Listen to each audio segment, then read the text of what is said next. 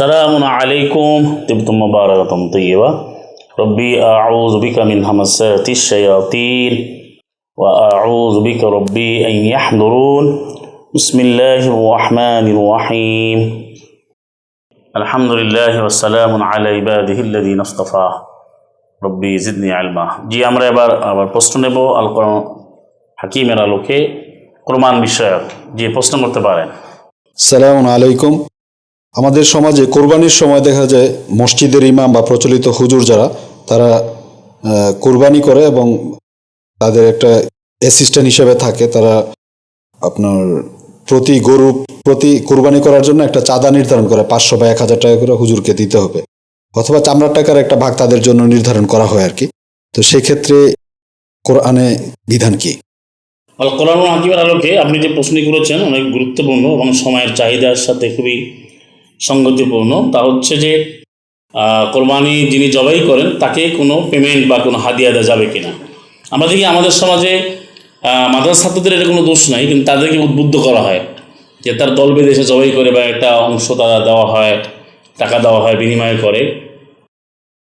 কোরআন মাজিদের আলোকে যিনি কোরবান করার যোগ্যতা অর্জন করবেন আল্লাহর আয়াত অনুযায়ী, তিনি তার পশু জবাই করবেন, যেটা সূরাতুস সাফফাত 37 নম্বর সূরার 103-এ রয়েছে এবং মায়েদা 5 নম্বর সূরার 27-এ রয়েছে। সুতরাং এই বিষয়ে কোনো বিনিময় আদান প্রদান করা যাবে না। অর্থাৎ যিনি জবাই করবেন, যে প্রচলিত যে ভাড়াটিয়া মোল্লা ভাড়াটিয়া হিসেবে আনা হয় বা প্রচলিত যে আলেম ওলামা, অনেকে আমার সম্মানিত রয়েছেন, কিন্তু অনেকেই এটা না বোঝার কারণে করেন যে তারা ছুরি নিয়ে দৌড়াচ্ছে, উনি জবাই করছে, উনি পার গরুতে বা প্রতি কোরবানিতে 500, 1000, 2000 এরকম একটা ফি নিচ্ছেন বা একটা টাকা দেওয়া হয়। অনেকে চায়, অনেকে আবার চায় না।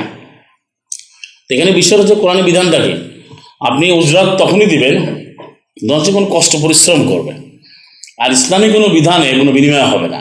যেমন সালাম আল্লাহ মোহাম্মদকে আল্লাহ বলেছেন 11 নম্বর সূরা 29-এ, তুমি বলো 11-29-এ, নবী তুমি বলো কুল লা আসআলুকুম আলাইহি মালা, আমি যে আল্লাহর আয়াত দিয়ে বিধানের জন্য তোমাদের আহ্বান করছি, নবুয়ত রাসালাতের ভিত্তিতে, কোরআনের ভিত্তিতে আমি যে তোমাদেরকে ইনভাইট করছি, তোমাদেরকে প্রচার করছি, তোমাদেরকে আহ্বান জানাচ্ছি আল্লাহর আয়াত মানার জন্য, এর উপর ভিত্তি করে কোনো পারিশ্রমিক আমি কামনা করছি না, করবো না। লা আসআলুকুম আলাইহি মালা, আমি কোনো মাল চাচ্ছি না।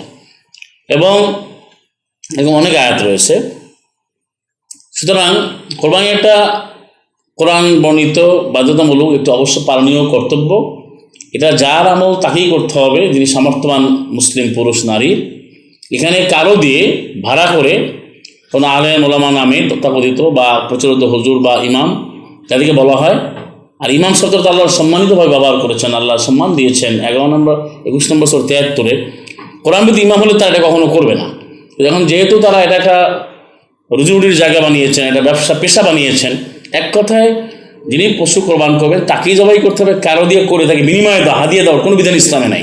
কারণ আপনারা আয়াত দেখুন, সালাম মুসা তিনি যখন পানি উঠায়া দিলেন সেই ওই শাইখুন কাবির সূরা কাসাস 28 নম্বর সূরার 26-এ, সেখানে তিনি পরিশ্রম করেছিলেন, শারীরিকভাবে তিনি পানি উঠিয়ে ওই পশুদের, গবাদি পশুকে পানি খাওয়ানোর ব্যবস্থা করেছিলেন। যেহেতু মহিলা দুজন তারা লজ্জাবতী পর্দানিসীন ছিলেন, তারা সামর্থ্যবান ছিলেন না, তখন তাকে বলা হয়েছিল ইয়া আবাতে, ওই মহিলা দুজন বলেছিল, হে আমার পিতা, ইস্তাজির ভাবি, তাকে পারিশ্রমিক দেন, কারণ ইন্না খাইয়া মানে ইস্তাজার তার কাবিউল আমিন, যে উত্তম শক্তিশালী বিশ্বাস তাকে পারিশ্রমিক দেন। তাহলে এখন ওই পশু জবাই করা এটা তো একটা আমল, হাদি। এই হাদি কোরবানির যে পশু আল্লাহ নির্দিষ্ট করেছেন তাকে জবাই করা, এটা জবাই করে কোনো অর্থ লেনদেন, টাকা পয়সা লেনদেন করা যাবে না, হাদিয়া নির্ধারণ করা যাবে না। এবং প্রতিগুলিতে 500 বা চামড়ার ভাগ বা অর্থের একটা অংশ বা গোস্তের একটা অংশ এটা কখনো করা যাবে না। মানে যার সামর্থ্য যে আল্লাহর নামে পশু জবাই করবে সেই কোরবান করবে, পুরুষ নারী। এটাই কোরআনের বিধান, ইসলামের বিধান।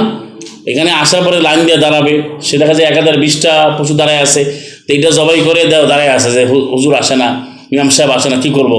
তো 20টা 30টা একাই জবাই করে, জবাই করার পরে এখন টাকা তোলা শুরু করে। তো এই বিধানটা ইসলামে নাই। দেখুন সালাম আল ইব্রাহিম তিনি নিজে জবাই করেছেন, সালাম আদম আলাইহিস সালাম নিজে জবাই করেছেন, একজন গ্রহণযোগ্য হয়ে, যেমন গ্রহণ হয় নাই। তারপর সালাম আল্লাহ মোহাম্মদকে তিনি যে বুদনাকে নির্দিষ্ট করেছে তিনি জবাই করেছেন এবং তিনি যেহেতু অনহার তার উপরে নাজিল হয়েছেন, তিনি অবশ্যই আয়াত মেনে সর্বোত্তম আদর্শগুলো আজিম হয়েছেন। সুতরাং হাদিয়া নির্ধারণ করে এটা বিনিময় করা কখনো করা যাবে না। এই প্রচলন বা এই বিধানটা বা এই যে চর্চাটা, এই কালচারটাই আল কোরআনে নেই। এটা পরবর্তীতে তারা যুক্ত করেছে তাদের সুবিধার জন্য। একজন 20টা 30টা 40টা জবাই করে এবারে দেশের ইনকাম করে, এটা তো ইনকাম সোর্স না, এটা হচ্ছে এবাদত। এবাদতে কোনো বিনিময় হয় না, এবাদতে কোনো লেনদেন হয় না, এটা যার এবাদত তাকেই করতে হবে। এই জন্য এটা আল কোরআনে নিষিদ্ধ, কোনোভাবে করা যাবে না, টাকা পয়সা লেনদেন করা যাবে না। আমার বিষয়টি পরিষ্কার যে ও আখিরু দাওয়াহুম আলহামদুলিল্লাহি রাব্বিল আলামিন। আসসালামু আলাইকুম, তুকুম মুবারাকাতুন তাইয়্যিবা।